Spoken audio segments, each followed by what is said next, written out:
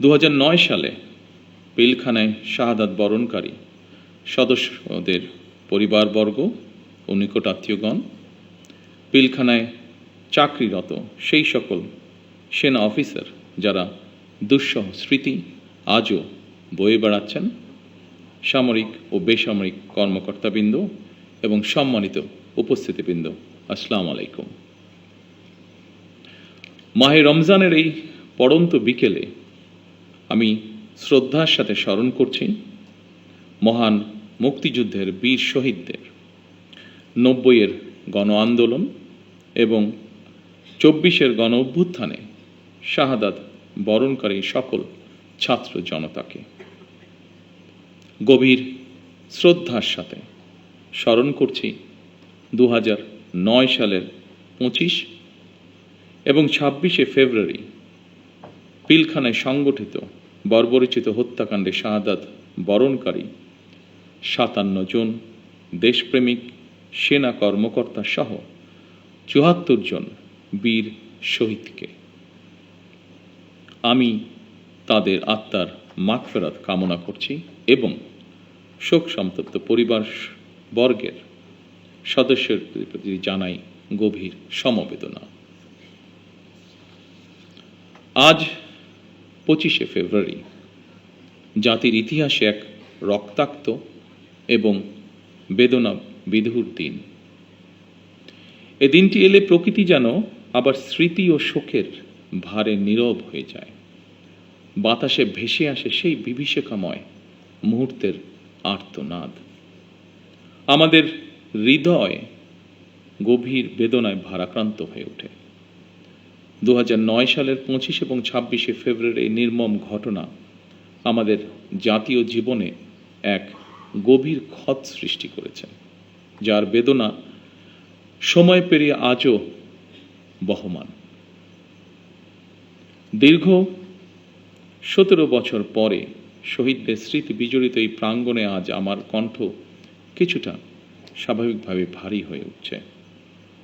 আমি কেবল একজন জনপ্রতিনিধি হিসাবে নয়, একজন সেনা পরিবারের সদস্য হিসাবে, একজন সহযোদ্ধার সন্তানের মতন আপনাদের সামনে, আপনাদের সাথে আজকে উপস্থিত হয়েছে। 2009 সালে সেই বিভীষিকাময় ঘটনায় 57 জন মেধাবী ও দেশপ্রেমিক সেনা কর্মকর্তা সহ মোট 74টি প্রাণ ঝরে গিয়েছিল।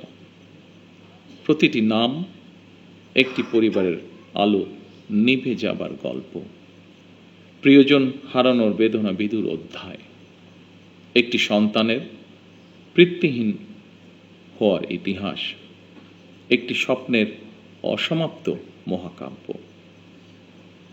আমি দেশে প্রত্যাবর্তনের পরপরই বনানী সামরিক কবরস্থানে গিয়ে শহীদ সেনা কর্মকর্তাদের কবরের পাশে দাঁড়িয়ে উপলব্ধি করেছি গত 17 বছরে আপনাদের দুর্বিষহ সংগ্রাম, অপরিসীম ত্যাগ আর দাঁড়ে দাঁড়ে ঘুরে বিচার না পাওয়ার নিদারুণ যন্ত্রণা।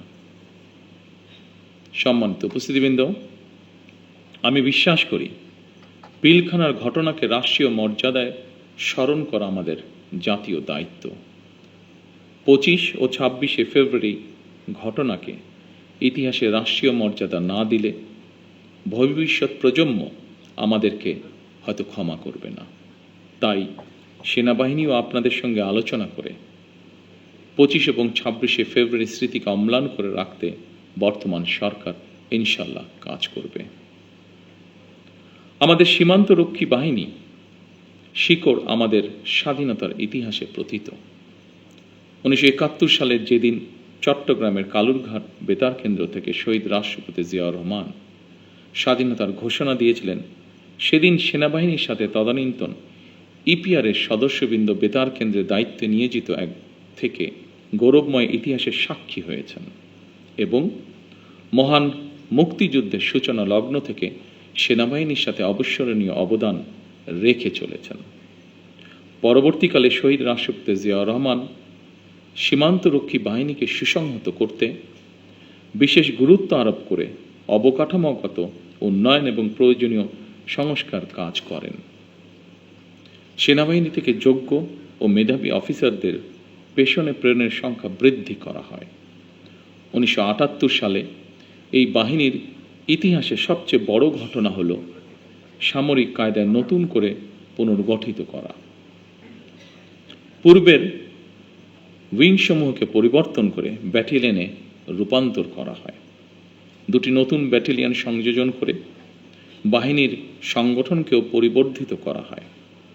দীর্ঘ সংগ্রামের পর আজ জনগণের রায় নির্বাচিত সরকার দেশ পরিচালনা করছে।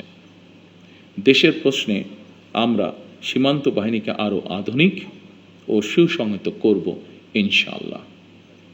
আমাদের সদস্যরা দেশপ্রেম ও পেশাগত উৎসর্গতায় সীমান্তে দায়িত্ব পালন করবে ইনশাআল্লাহ। বাংলাদেশের স্বাধীনতা যুদ্ধে এবং স্বাধীনতা পরবর্তী দেশ গঠনে সেনাবাহিনীর রয়েছে উজ্জ্বল ইতিহাস। সেনাবাহিনী আমাদের সার্বভৌমত্বের প্রতীক। আমি মনে করি পিলখানার এই মর্মান্তিক ঘটনা ছিল আমাদের সার্বভৌমত্বকে নস্যাৎ করার একটি অপপ্রয়াস। পিলখানার ঘটনার পরিক্রমায় আমাদের জাতীয় নিরাপত্তার কাঠামোর দুর্বলতা ফুটে উঠেছে। তাই বহির্বিশ্বের সাথে তাল মিলিয়ে আমাদের জাতীয় নিরাপত্তার কাঠামোকে আরও আধুনিক, সময় উপযোগী এবং শক্তিশালী করা প্রয়োজন অবশ্যই, এবং এ লক্ষ্যেই আমাদের সরকার কাজ করবে ইনশাআল্লাহ। একই সাথে শহীদ পরিবারের সদস্যদের কল্যাণে তাদের সন্তানদের শিক্ষা, চিকিৎসা ও পুনর্বাসনের জন্য দীর্ঘমেয়াদী সুরক্ষা ব্যবস্থা গড়ে তোলার প্রতিশ্রুতি আমরা এরই মধ্যে ব্যক্ত করেছি। মাহে রমজান আমাদের সংযম এবং আত্মশুদ্ধির শিক্ষা দেয়। মহান আল্লাহর দরবারে প্রার্থনা করি তিনি যেন শহীদদের আত্মাকে শান্তিতে রাখেন, তাদের পরিবারকে ধৈর্য ও শক্তি দান করেন এবং আমাদের রাষ্ট্র প্রতিষ্ঠানসমূহকে ন্যায়, শৃঙ্খলা ও দায়িত্ববোধের পথে পরিচালিত করেন।